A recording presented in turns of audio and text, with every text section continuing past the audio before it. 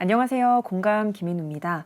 김지원 교수님과 함께하는 일제강점기 코리안 디아스포라 사진 신부 마지막 시간입니다. 먼저 교수님과 인사 나누겠습니다. 교수님 안녕하세요. 네, 안녕하세요. 교수님, 우리가 마지막 시간 어떤 주제로 살펴볼까요?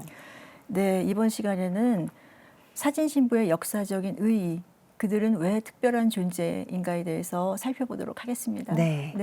교수님, 이제부터 세부적인 질문을 들어갈 텐데요. 그러면 사진 신부가 결혼을 해서 살아갔던 그 환경은 어땠나요? 어떻게 정착을 좀 했을까요? 네, 한마디로 요약을 하면 그들이 정착할 환경은 굉장히 열악했습니다. 네, 신랑의 80%가 농장 노동자였기 때문에 대부분 캘리포니아 북부 지역의 농장으로 이동을 했습니다. 네. 그래서 정착을 했는데 당장 생계를 위해서 여성들이 임금을 벌어야 될 환경이었습니다. 네. 그러니까 결혼식 다음 날부터 일을 해서 임금을 번 그런 여성들도 있었는데 당시 그 1910년대, 20년대 캘리포니아의 대단히 농업에 적응하는 것이 굉장히 어려웠습니다. 네, 농업 체제가 뭐 조선이나 일본하고는 거의 대조적으로 달랐어요. 네.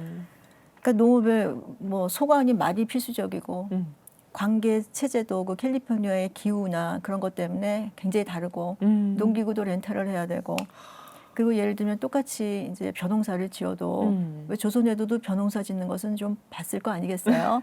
이게 완전히 다른 거예요. 파종을 해도 공중에서 비행기가 그냥 이렇게 뿌리는 모든 것이 신기하고 너무 다른 거예요. 네. 그러다 보니까 그 사료에 보면 본국에서 농부나 소작농을 했던 사람도 여기에 와서는 농사가 너무 어렵다. 아유. 그런 말들이 많이 나와요. 일본인도 굉장히 어려웠다고 그래요. 그런 환경에서 적응을 해야 되고 또 실례를 하나 든다면 네. 그 사진 신부 선우경 씨는 사진 결혼을 해서 이제 농장으로 왔는데 텐트에서 거주를 했어요, 부부가. 근데 여성이 가장 역할을 했거든요. 근데 이제 농장의 그 일이 강도가 너무 강하다 보니까 아이를 여러 번 유산을 해서 결국 아들 하나를 겨우 얻었다고 합니다. 네. 그렇군요. 네. 환경 자체가 달라지니까 같은 농사도 같은 농사가 아니네요. 그럼 사진 신부들, 한인 사진 신부들이 무슨 일을 해서 임금을 벌었을까요? 제가 초기 정착할 당시의 직종에 대해서 분석을 했는데 일단 25명 중에서 18명이 농장 노동이었어요. 72%고요. 그 이외에 이제 가정에서 한 일은 봉제, 세탁, 다림질, 요리 등으로 임금을 벌었는데 이거는 가사 노동이 아니에요. 그 당시에 집집마다 세탁기도 없고 그렇기 때문에 완전히 그 가사 노동과는 별개로 아유. 임금을 버는 노동이었습니다. 네. 그리고 하숙집을 경영한 경우도 있어요.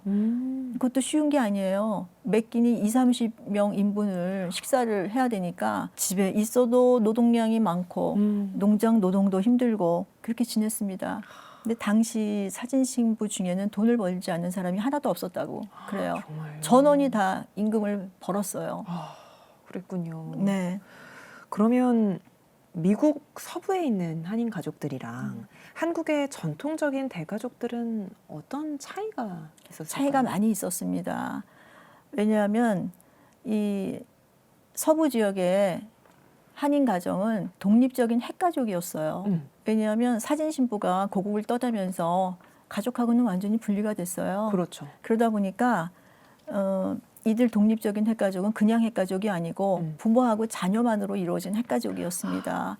그러니까 시댁, 친정, 친척과의 연계가 다 없었어요. 그러니까 그 조선의 대가족하고는 많이 달라졌죠. 그러네요. 네. 그러면은 한인의 이 독립적인 핵가족에서의 여성 역할이랑 전통적인 이 가부장제 사회 안에서 그 가족 안에서의 성 역할도 당연히 달랐겠네요.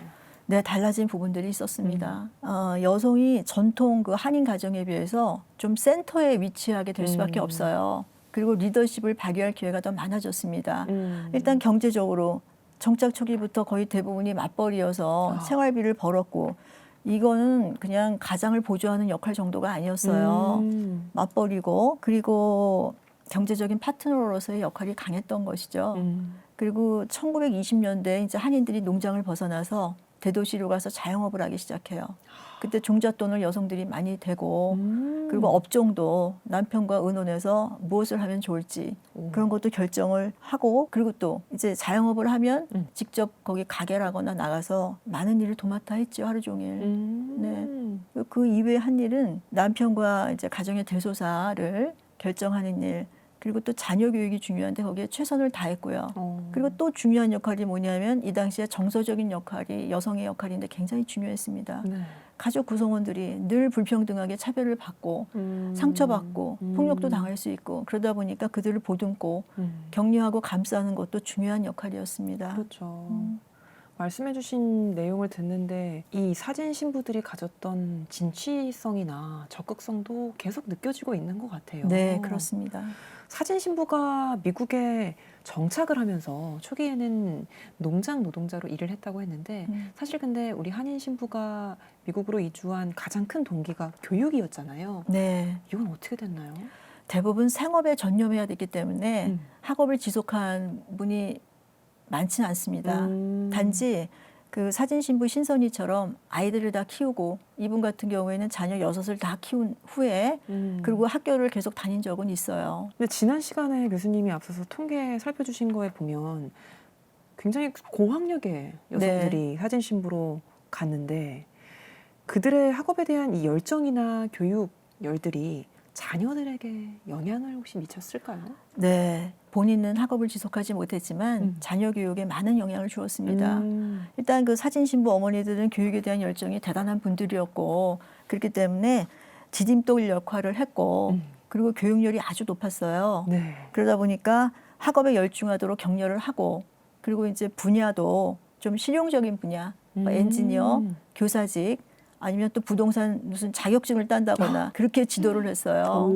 네. 그래서 저희가 1930년 US 인구 센서스에 어떤 통계가 나와 있냐 하면 네. 5세부터 20세인 한인 자녀의 학교 출석률이 나와 있습니다. 출석률. 네. 거기에는 이제 다른 인종도 나와 있어요.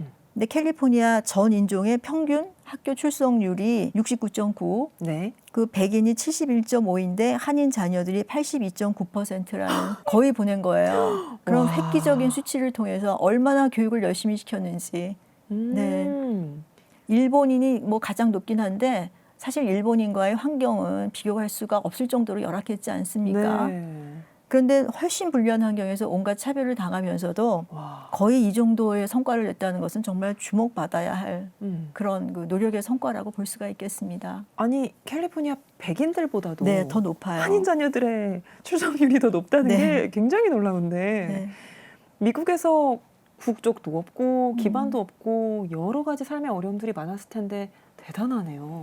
네, 그렇습니다. 근데 또 여기에서 또 우리가 좀 보고 넘어가야 할 것이 뭐냐면은 네. 한인 남학생하고 여학생의 통계 수치예요. 오, 네네. 남학생이 84.7, 여학생이 81.2 거의 비슷하거든요. 그러네요. 그러니까 예전에는 그 아들을 우선해서 교육을 시키는 그런 좀 네. 전통적인 것이 있었는데 굉장히 딸들도 열심히 교육을 시켰어요. 거의 비슷해요. 그래서 사진 신부 어머니는 딸도 아들과 굉장히 동등하게 교육시키려고 양성 평등적인 그런 교육을 지향했고 아버지 같은 경우에는 딸이 이제 대학까지도 시켰거든요. 그 당시에 딸들을 캘리포니아에 소재한 대학에 많이 보냈어요. 뭐 와. 버클리, UCLA 아니면 또 캘리포니아 뭐 주립대 그리고 칼텍도 보내고 그랬는데 대학 졸업하면 결혼해야지.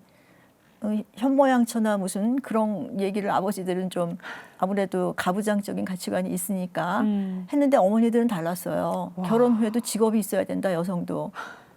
자격증이 있어야 되고 직업이 있어야 되고 경제력이 있어야 되고 여성도 사회활동을 해야 된다. 그래서 지원을 많이 했습니다. 아, 네. 그렇군요. 워낙 뭐 진취적이고 적극적인 성향이 강한 분들이었으니까 이렇게 가정과 자녀를 위해서 기존에 보아왔던 그런 그 여성의 역할에서 좀 변화를 시킨 경우라고 볼 수가 있겠습니다.